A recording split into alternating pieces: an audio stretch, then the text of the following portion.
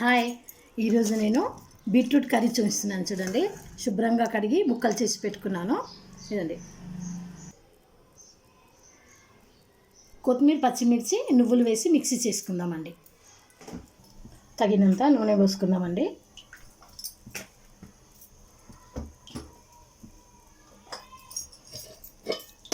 నూనె వేడైన తర్వాత ఎండుమిర్చి, మినప్పప్పు, శనగపప్పు కొద్దిగా వేసుకున్నామండి. దానికి తగినంత జీలకర్ర, ఆవాలు,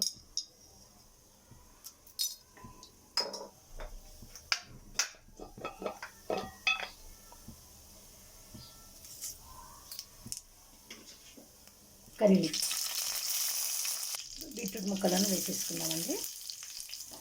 దీన్ని ఉడికించొద్దండి, కొద్దిగా పచ్చి వాసన పోయేంత వరకే ఫ్రై చేసే అవసరం లేదు.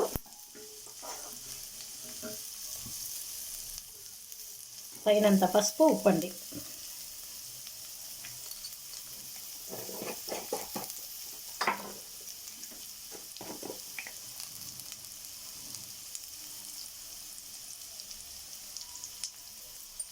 కలిపేసుకుందాం ఒకసారి.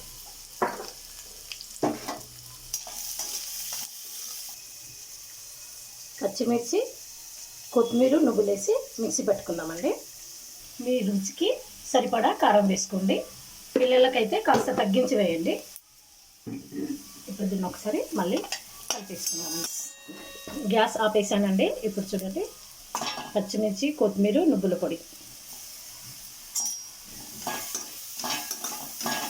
ఇది చపాతీలోకి, అన్నంలోకి వేడి వేడిగా నెయ్యి వేసుకుని తినండి, సూపర్గా ఉంటుంది. Beetroot curry ready.